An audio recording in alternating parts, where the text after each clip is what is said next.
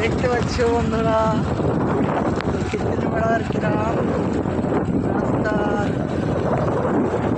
একটা পরিবেশ সুন্দর, চারিদিকে সবুজ। হ্যাঁ, তো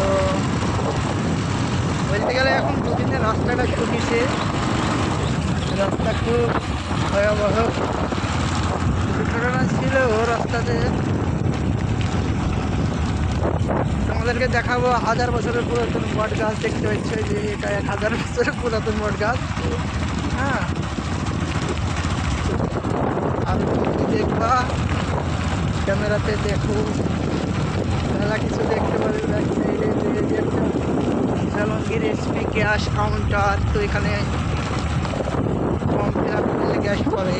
তো আমার ব্লগটা এখানেই শেষ, আবার নতুন ব্লগ আসছে।